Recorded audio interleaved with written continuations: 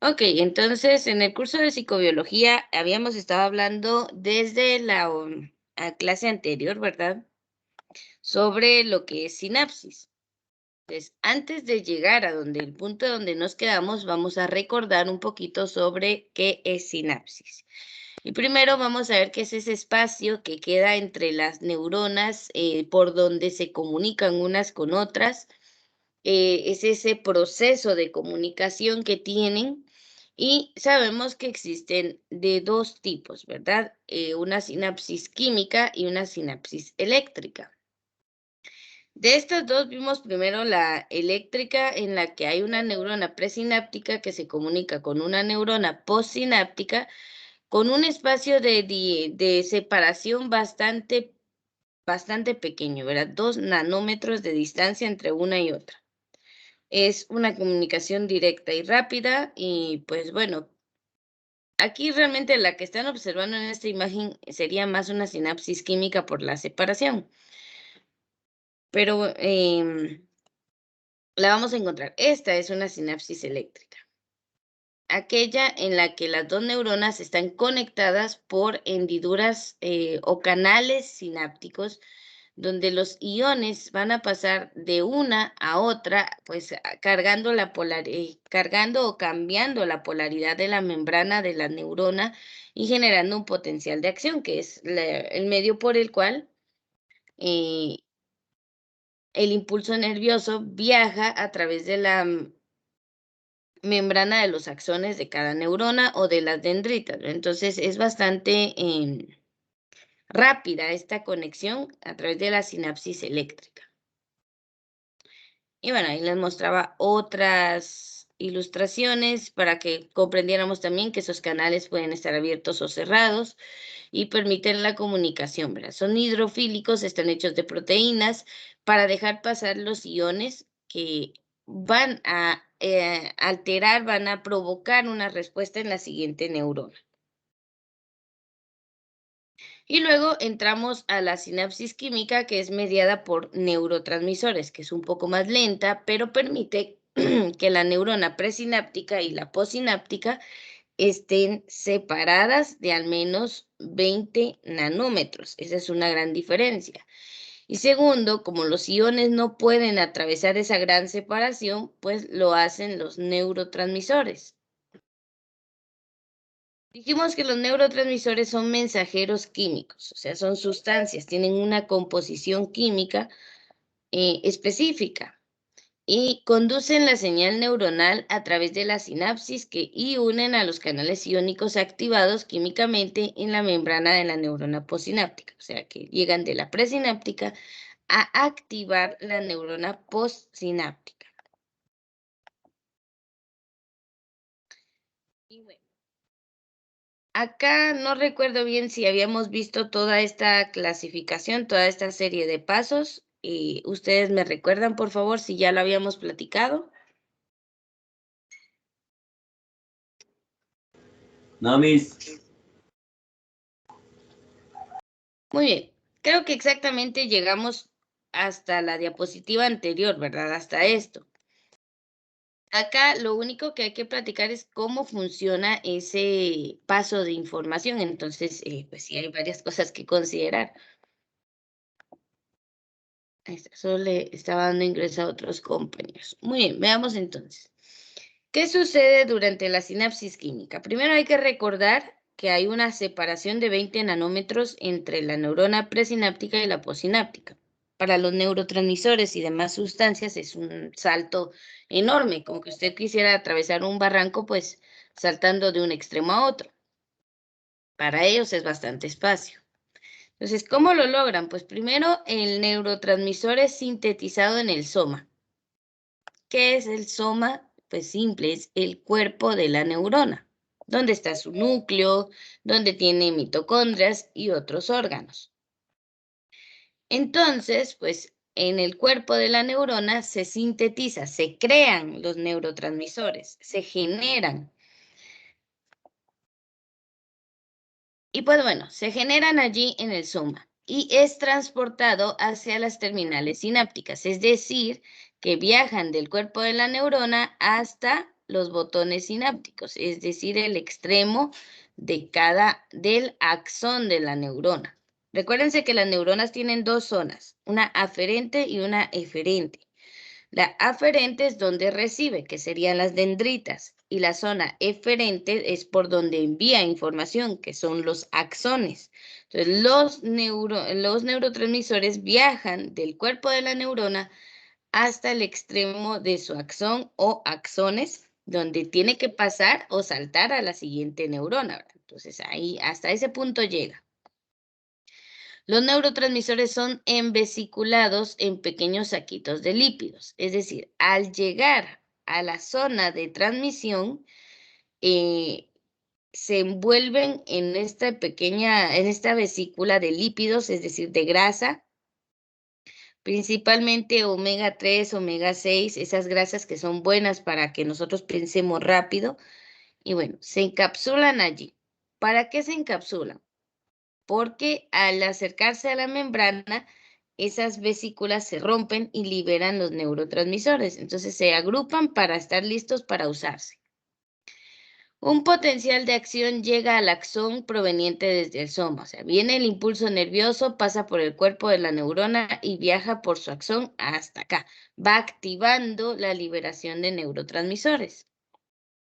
Eso hace que se abran los canales de calcio dependientes del voltaje. O sea, estos canales que están acá proteínicos se abren cuando llega el potencial de acción, o sea, como corriente eléctrica, como que llegar a activar a esta zona, ¿sí? Entonces entra calcio a la neurona y la concentración normalmente de calcio es mayor en el LEC, o sea, el líquido extracelular, que en el LIC. No es el licenciado, sino el líquido intracelular. O sea, por lo regular hay más calcio fuera que adentro, pero al activarse la membrana con el potencial de acción que llega, el calcio ingresa y cambia la polaridad interna de la membrana, o sea, le cambia como la corriente, ¿va? De ser negativa, porque por lo regular la membrana interna es de una carga más negativa. Al entrar el calcio, que es positivo, pues cambia esa polaridad. Ese cambio pues ayuda a activar lo siguiente. El calcio moviliza las vesículas cerca de la membrana plasmática, o sea, las vesículas llenas de neurotransmisores se encuentran por esta zona. Cuando entra el calcio, le ayuda a que se empuje hacia la membrana externa, o sea, se vaya hacia donde tiene que llegar. Las vesículas de neurotransmisores se fusionan con la membrana de la neurona presináptica. Es esta unión que ven acá, ¿verdad? La vesícula se une a la membrana para ir expulsando, ¿verdad? Entonces llega, se une a la membrana y cuando está lista, se libera el neurotransmisor al espacio sináptico. O sea, esas pequeñas vesículas revientan y todos los neurotransmisores son expulsados en este espacio llamado espacio sináptico, que la sinapsis química, pues recordamos que es de 20 nanómetros. Entonces tienen que atravesar ese espacio y llegar a la neurona postsináptica, o sea, a la siguiente. El neurotransmisor se une a su receptor ubicado en la membrana de la neurona postsináptica, es decir, llega a estos canales de color azul que representan pues a los receptores de neurotransmisores. Allí es donde logran ingresar a la siguiente neurona. Si topan en la membrana no van a lograr entrar porque la membrana de las células es hidrofóbica o no deja entrar sustancias. Recuérdense que es de permeabilidad selectiva. En este caso, los neurotransmisores solo pueden ingresar por estos pequeños canales proteínicos que son hidrofílicos y que dejan pasar a las sustancias disueltas, en este caso a los neurotransmisores. Ahora bien, ¿verdad? La neurona, ella libera cuanto considere que es necesario, pero la neurona postsináptica va a recibir solo la cantidad suficiente de neurotransmisores para activar el impulso nervioso y que pase, porque cada neurotransmisor lleva un mensaje específico. Entonces se produce el efecto en la neurona postsináptica, se activa. Cuando se activa la neurona postsináptica, cuando ya captó el mensaje, todos sus canales receptores se cierran porque ya tuvo suficiente. Entonces se cierran estos canales y el exceso de neurotransmisores que queda en el espacio sináptico es degradado o recaptado. O sea que, por ejemplo, ya recibió el mensaje la otra neurona, cerró todos sus canales, pero ¿qué pasa con estos neurotransmisores que quedaron en este espacio? Muchos se degradan al no llegar a la otra neurona y desaparecen y el cuerpo absorbe esas sustancias. Y algunos otros, pues porque son muy valiosos, son reabsorbidos por la misma neurona presináptica, que los vuelve a captar, los vuelve a absorber y los convierte nuevamente en estas vesículas cargadas de neurotransmisores. O sea, todo esto tiene que pasar para que se dé la sinapsis química. Por ello, es más lenta que la sinapsis eléctrica, pero es más constante. Por lo tanto, nuestro cuerpo utiliza más la sinapsis química que la sinapsis eléctrica. O sea, la sinapsis química está ahí trabajando todo el tiempo en procesos naturales del cuerpo y la sinapsis eléctrica pues es más cuestión de reflejos, de movimientos rápidos. Entonces, pues las dos están trabajando al mismo tiempo. Nuestras neuronas se comunican todo el tiempo gracias a la sinapsis, ya sea eléctrica o química. Bien, no sé si hay alguna duda con esto que vimos acá, la serie de pasos, o se entendió bien.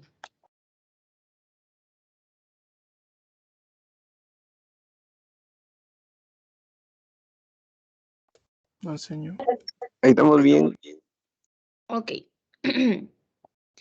Miren, no voy a preguntar tan detallado todo esto, pero es bueno que lleguemos a entender la importancia de ciertas sustancias.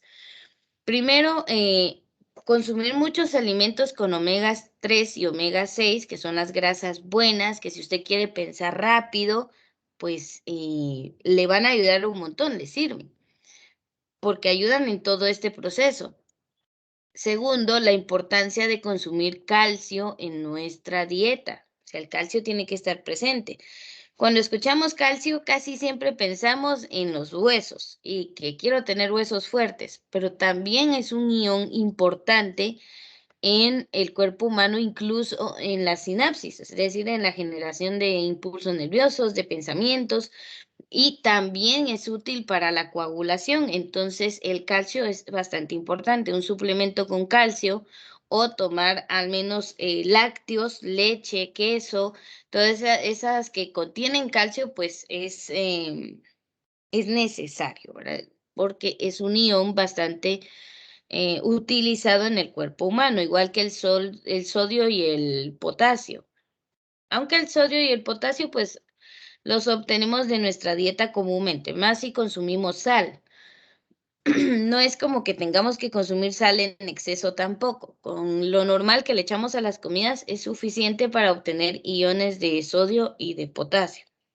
Perdón, y de cloro. El potasio, más bien se estaba mezclando, es cloruro de sodio. El sodio lo obtenemos de la sal y el potasio, pues del resto de la alimentación. Por ello, al menos comer bananos o plátanos, pues a unas cuantas veces a la semana, nos ayuda a todo este proceso para obtener suficiente potasio. Por ahí si han escuchado o si sufren de muchos calambres, pues puede ser una mala comunicación entre las neuronas que van a activar los músculos y los nervios, ¿verdad? Es bueno consumir potasio para evitar los calambres. O sea, bananos, plátanos, realmente ayudan a ese proceso. Solo le voy a dar ingreso aquí. Ahí está. Bueno, pasemos a lo siguiente entonces. Ahora, las neuronas usan neurotransmisores, que es lo que estamos viendo, sinapsis química. Aquí en la imagen tenemos una neurona presináptica, ¿verdad? Comunicándose, aquí está la terminación de su axón. Y ahí están las vesículas sinápticas cargadas de neurotransmisores. Hay diferentes neurotransmisores, entonces cada vesícula pues tiene un tipo de neurotransmisor. ¿Cuál va a llegar a fusionarse con la membrana y a liberar su contenido? Pues la que se necesite en ese momento según el tipo de impulso nervioso. Según lo que esté sucediendo en el cuerpo, ese es el neurotransmisor que se va a liberar. O los neurotransmisores. atraviesan ese espacio sináptico y llegan a la neurona postsináptica que las recibe, ¿verdad? Ese sería el proceso de la sinapsis química. Muy bien. Actualmente, ¿verdad? Se sabe o se sospecha que muchos compuestos químicos funcionan como neurotransmisores, mensajeros químicos usados por las neuronas para enviar señales a otras neuronas o a células musculares o glandulares. O sea, estas sustancias químicas, algunas son de origen orgánico y otras son de origen inorgánico. Algunas son simplemente agarradas y utilizadas por el cuerpo y otras sí son sintetizadas en el cuerpo, en el soma de la neurona. Pero lo que llegan a hacer es activar a la siguiente neurona o llegar a activar una célula muscular o una célula glandular para que haga su trabajo, para que se active. Entonces, para eso usamos los neurotransmisores. Es posible clasificar a los neurotransmisores en varios grupos químicos, incluyendo la acetilcolina, las aminas, las biogénicas, los aminoácidos, los neuropéptidos y neurotransmisores gaseosos. O sea, hay una gran gama de sustancias químicas de diferente naturaleza que trabajan como neurotransmisores.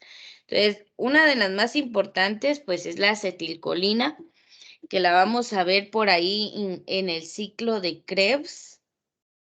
Si alguna vez escucharon de esto, pues es la forma en que las células realizan el aprovechamiento de la glucosa para transformarla en energía.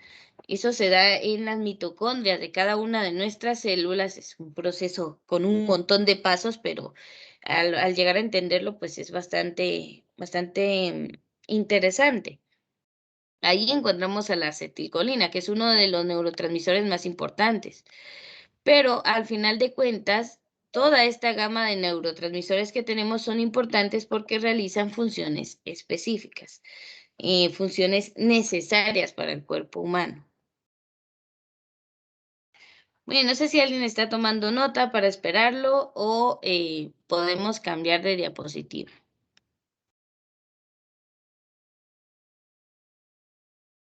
Puede cambiar, sí. Ya puede cambiar. Muy bien, veamos entonces. Acá vamos a ver algunos de los principales neurotransmisores. Entonces, obviamente, por obvias razones no vamos a hablar mucho de su estructura porque son compuestos orgánicos, un poco más complejos. Química, solo hemos estado estudiando la química inorgánica, donde los compuestos más complejos tienen 4 o 5 elementos diferentes. En la química orgánica, los compuestos solo tienen carbono, hidrógeno, pues oxígeno, tal vez nitrógeno en algunas ocasiones, pero con el mismo elemento forman cadenas muy largas, ¿verdad? Cadenas de carbono con diferentes pues, grupos funcionales y ahí tenemos toda la gama de compuestos que se pueden encontrar en la química orgánica. Es mucho más compleja que la inorgánica. Pero como no la hemos visto, pues no nos vamos a centrar tanto en su estructura. Pero aquí hay aldehídos, hay cetonas, hay alcoholes y cuánta cosa, ¿verdad? Muy bien, entonces vamos a ver el neurotransmisor, el sitio de acción, o sea, en dónde es que funciona, en dónde se utiliza y qué acción provoca. Entonces, a ver, para ayudarme y que esto no sea tan, pues, aburrido de solo escuchar mi voz, pues ustedes me van a ayudar. Entonces, veamos. El primero es la acetilcolina, que trabaja en el sistema nervioso central, también en articulaciones y neuromusculares. ¿Alguien que me quiera ayudar a leer la acción de la acetilcolina?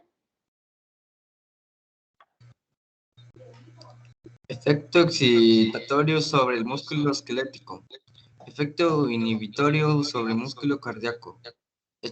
Excitatorio o inhibitorio en otros sitios. La concentración de Acetilcolina. acetilcolina en el cerebro disminuye durante el avance de la enfermedad de Alzheimer.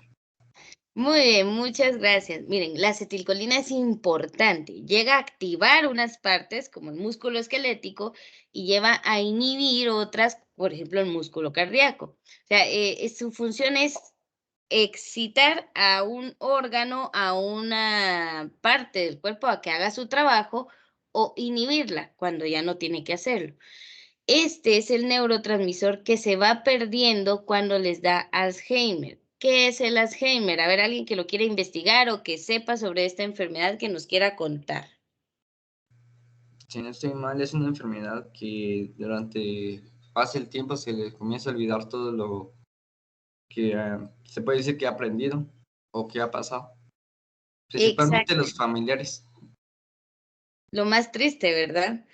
Es una enfermedad progresiva, o sea, va poco a poco, va aumentando hasta el punto en que la persona ya no recuerda ni quién es y es un caso bastante triste, ¿verdad? No solo eso, también afecta a otras funciones mentales más allá de la memoria. Entonces, porque se va perdiendo la conexión entre las células cerebrales, que son las neuronas, y estas células, al no ser utilizadas, pues se degeneran y mueren. Entonces, finalmente va a terminar con la memoria de la persona y muchas funciones vitales.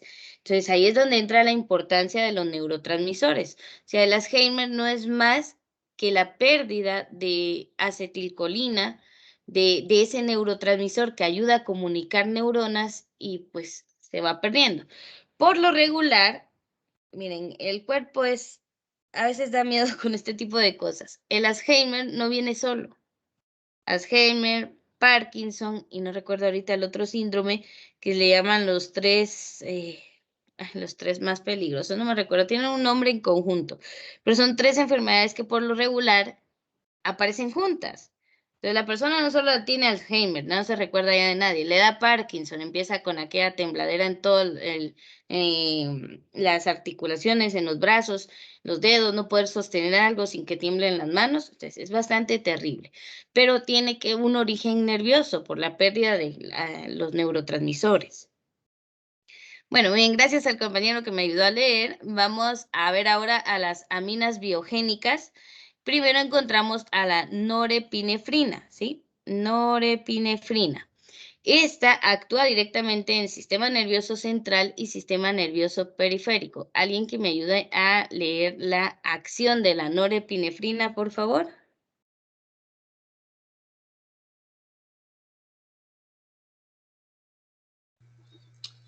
Excitatorio o inhibitorio, la concentración del cerebro afecta el estado de ánimo, el sueño, el desvelo, la atención.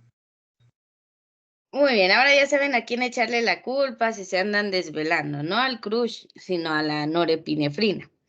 Este neurotransmisor llega y actúa directamente sobre eso, ya sea que haga que la persona esté con un buen humor, que tenga un sueño pues constante, que preste atención o puede inhibir esas funciones. Entonces, todo depende. Esto tiene mucho que ver con el estado en el que estemos o la situación. Por ejemplo, cuando estamos estresados, el cuerpo se defiende con altos niveles de atención, pero lo cual nos causa pérdida de sueño y nos puede afectar el estado del ánimo. Entonces, está listo para cualquier cosa que suceda, porque así actúa el cuerpo, se alista para las situaciones, pero el estrés es por una tarea, no porque nos vaya a atacar un oso o algo así. Pero el cuerpo está listo para cualquier cosa que suceda, pero viene y afecta el sueño. Y si no dormimos bien, nos desvelamos, eso afecta nuestra atención y obviamente el estado de ánimo. Entonces, los neurotransmisores son importantes. Hay enfermedades psicológicas como la ansiedad, la depresión, que pueden tener su origen por la pérdida, aumento o disminución de neurotransmisores. Cuando ese es el caso, se puede recetar medicamento que ayude a generar, si la cuestión es que no tenemos el neurotransmisor o lo tenemos en una cantidad muy poca, el medicamento llega a restaurar esa cantidad y pues ayuda con el proceso psicológico, aparte de la terapia. Si lo tenemos en exceso, pues también un medicamento puede llegar a bajar los niveles de ese neurotransmisor para que pues estemos en un estado normal, ¿verdad? Entonces, ahí vamos a ver cómo los neurotransmisores pueden afectar cosas como hasta el ánimo, la concentración y todo eso. Muy bien, el siguiente es la dopamina. Esto pues lo va a trabajar única y exclusivamente en el sistema nervioso central y veamos quién me ayuda a leer su acción. Ayuda a mantener el equilibrio entre la excitación e inhibición de las neuronas. Es importante en función motoras, la concentración en el cerebro afecta al estado de ánimo, también participa en la motivación y la recompensa. Muy bien, muchas gracias. La dopamina nos hace sentir bien. Por ejemplo, cuando usted empieza a ver una serie o empieza a ver algo en la televisión que le gustó mucho, se emociona cada vez que lo va a ver, ¿va? Otra vez mi novela, dicen ahí, o el programa, yo que sé, ¿verdad? Lo que les guste ver. El cerebro se acostumbra a que al verlo se siente bien, genera dopamina. Entonces, muchas veces se convierte en un problema, ¿verdad? Llega la hora en que tendríamos que estar viendo el programa, pero estamos con la familia en otra actividad y en lugar de disfrutar la actividad que estamos viendo, estamos desesperados porque ya era hora y tenía que ir a ver mi programa. ¿Por qué? Porque el cerebro quiere su dosis de dopamina de lo que nos acostumbramos a hacer. Entonces ahí entra la motivación y la recompensa. Por ejemplo, un estudiante que hizo bien una tarea, que hizo bien un trabajo, que participó en clase y el maestro le dijo, lo felicitó, va a relacionar esa acción con que recibe una recompensa y se siente bien, va, se genera dopamina. Entonces, en la próxima clase, si hay una oportunidad de participar, va a decir, voy a participar otra vez y lo vuelven a felicitar. Entonces se vuelve a sentir recompensado, se genera la dopamina y el estado de ánimo se mantiene bien. O sea, son ejemplos, ¿verdad? Usted sabrá con qué se genera dopamina, ¿verdad? Con lo que le guste hacer.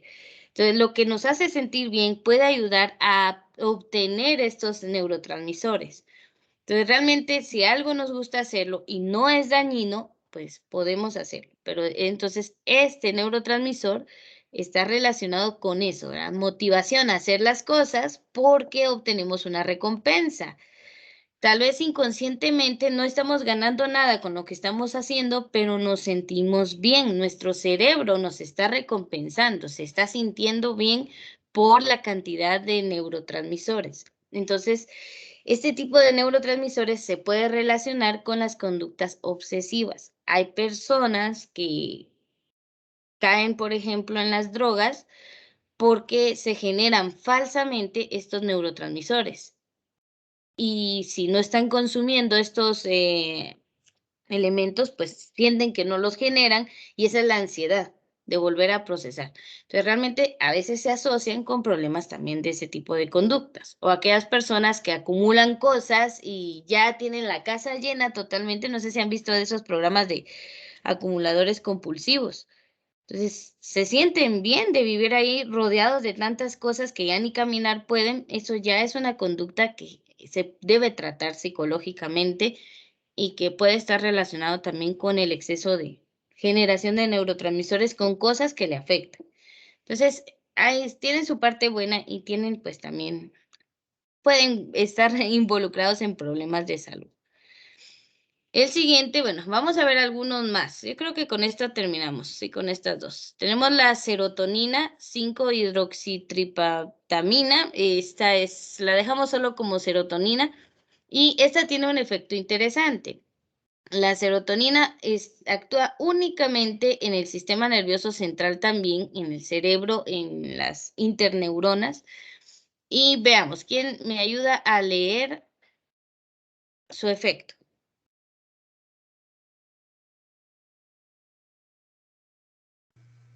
Efecto excitatorio sobre vías de control una acción muscular. Efecto inhibitorio sobre vías sensoriales. Ayuda a regular las ingestas de alimentos, el sueño, el desvelo. Afecta el estado de ánimo.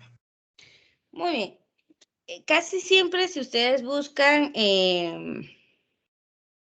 lo que es la felicidad, químicamente se expresa como el aumento de neurotransmisores que ayudan a sentirnos bien. Está la dopamina y principalmente la serotonina. Dicen que es el neurotransmisor de la felicidad.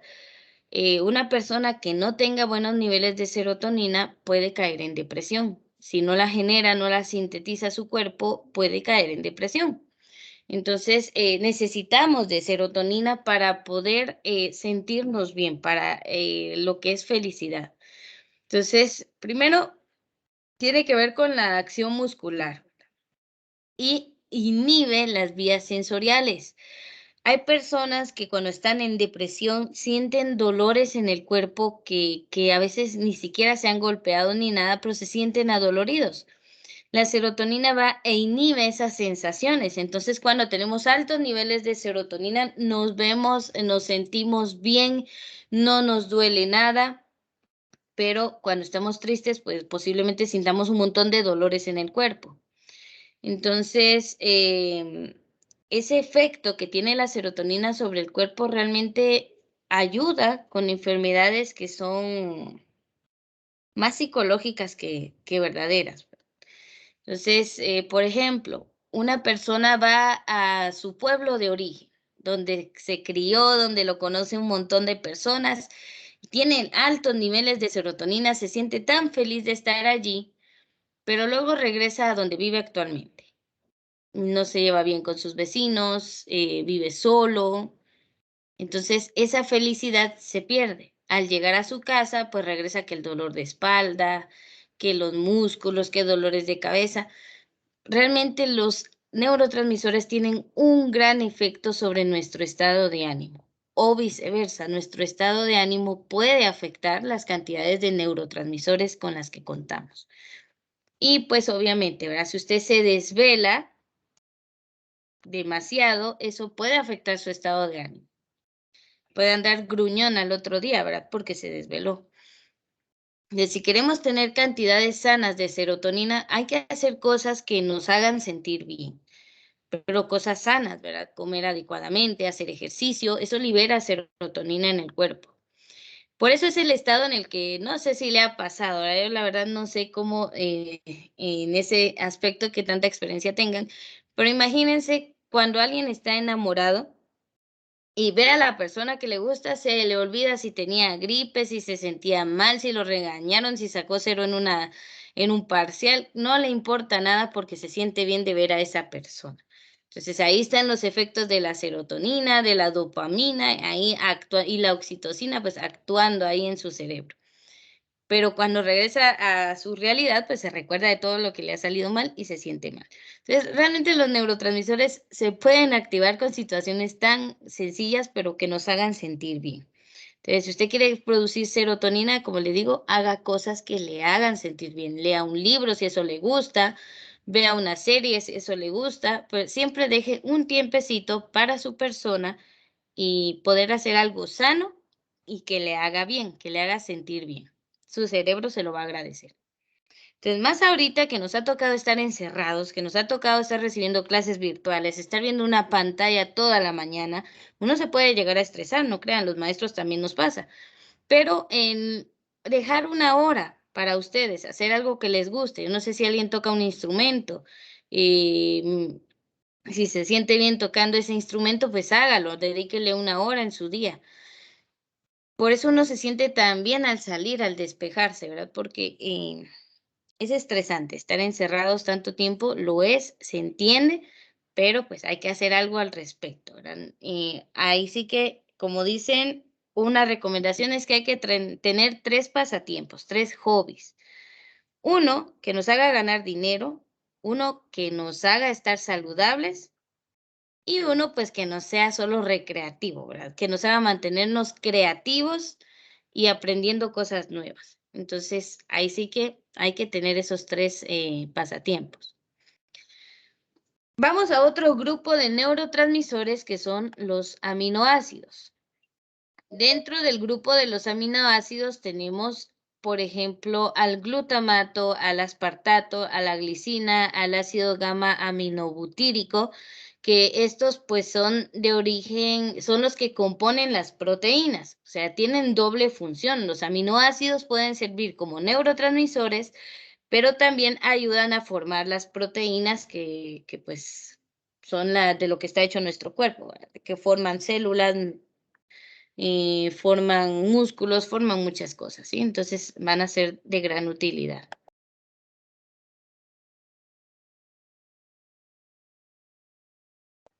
Muy bien, entonces vamos a ver el glutamato. Pues actúa sobre el sistema nervioso central, articulaciones neuromusculares de invertebrados. O sea, en el sistema nervioso central sí nos sirve, pero nosotros no somos invertebrados, entonces esto actúa más que todo en los insectos y cuestiones así. Veamos entonces, ¿qué es el glutamato? Alguien que nos quiera leer su acción, por favor. Es el neurotransmisor excitatorio más importante en el cerebro de los vertebrados. Funciona en el aprendizaje y en la memoria. Efecto excitatorio de las articulaciones neuromusculares de invertebrados. Muy bien, de los invertebrados. Muy bien, muchas gracias. Ay, me está ahogando usted. Primero, esta parte es importante. Neurotransmisor excitatorio más importante en el cerebro de los vertebrados. ¿Qué significa esto? Significa que va a activar procesos, que va a incitar a que se haya comunicación. Entonces, es el más importante del cerebro de los vertebrados. Ahí sí entramos nosotros. Por eso el glutamato en los vertebrados, por ejemplo, en el ser humano, solo actúa en el sistema nervioso central, solo en el cerebro. En cambio, en el caso de los invertebrados, pues les funciona en sus articulaciones neuromusculares. Luego tenemos al aspartato. Este también actúa solo sobre el sistema nervioso central. A ver, ¿quién nos quiere leer su acción? Es bastante cortita.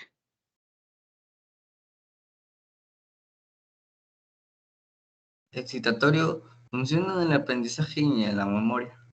Muy bien, muchas gracias. El aspartato entonces es de ese tipo de compuestos que tenemos que tener si queremos aprender. Y principalmente en la memoria. Hay estudiantes que de verdad se desvelan, que leen 5 o 6 veces lo mismo y no se les logra quedar nada. Si alguna vez se ha sentido así, que de verdad lee, estudia y no se le queda, puede ser que realmente le falte un neurotransmisor, le falten vitaminas, ¿sí? Entonces, el aspartato es un componente que vamos a encontrar en algunas vitaminas. No le voy a hacer propaganda a ninguno, pero hay vitaminas que dicen específicamente que son para el cerebro. Sí sirve tomarlas, porque hay sustancias que tal vez no las genera. Por ejemplo, la mayoría de aminoácidos los esenciales no se generan en el cuerpo humano, los obtenemos de nuestra alimentación. Y si en nuestra alimentación hace falta consumir ese tipo de aminoácido, pues es necesario tomar suplementos. Entonces ahí es donde entra la importancia de que hay que vitaminarse. Las vitaminas contienen esos compuestos que ayudan a que estos, por ejemplo, estos neurotransmisores, pues se sinteticen en el cuerpo y podamos aprender con normalidad sin que nos cueste tanto y principalmente la memoria. Entonces, si usted siente que le cuesta que se le queden las cosas y lee mucho, escucha la clase, presta atención y ni así se le queda, tome vitaminas. Le van a servir. Si no es que usted no pueda, puede ser que le falten esas vitaminas. El siguiente caso, es la glicina.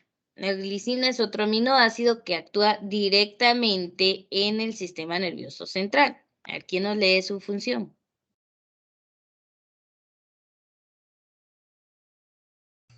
Inhibitorio.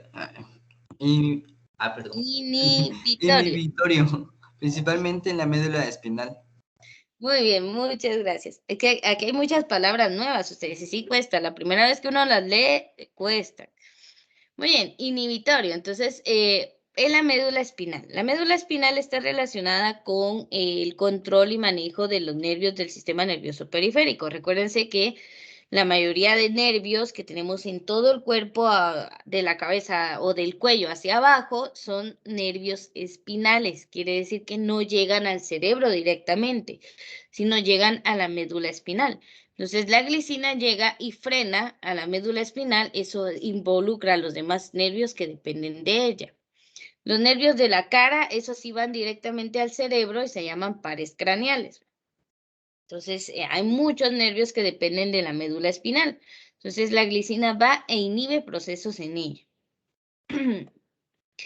El siguiente tenemos el ácido gamma aminobutírico, un nombre un poco complejo, ¿verdad? Tiene un grupo amino ahí en su estructura. Este actúa sobre el sistema nervioso central también, en articulaciones neuromusculares de invertebrados, igual que el glutamato. Pero vamos a ver que este tiene una función totalmente opuesta al glutamato.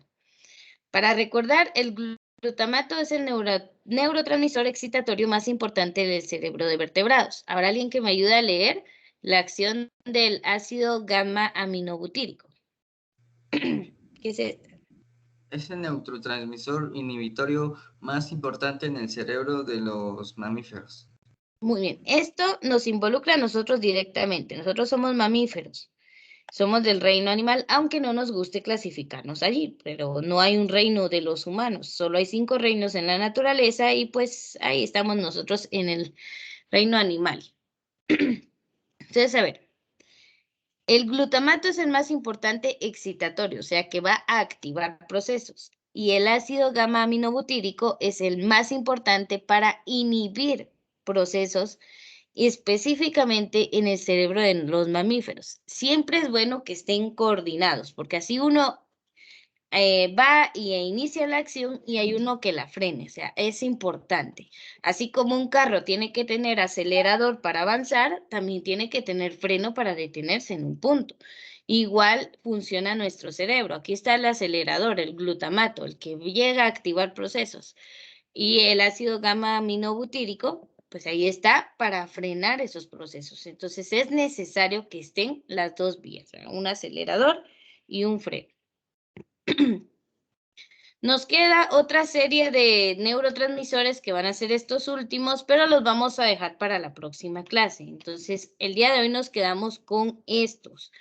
No hay un, ¿cómo se llama? Examen corto esta semana, pero sí necesito que haga su listado de neurotransmisores con su sitio de acción y su acción, por favor. Hoy vimos la acetilcolina, la norepinefrina, la dopamina, la serotonina, glutamato, aspartato, glicina y el ácido gamma aminobutírico. Vale. Estos tienen que estar ya su resumen ordenado y se los voy a pedir. Sí, se los voy a pedir porque necesito que repasen. ¿Vale? Esta es una forma de repasar. Entonces, por el día de hoy, aquí vamos a dejar la clase. Entonces voy a detener la grabación.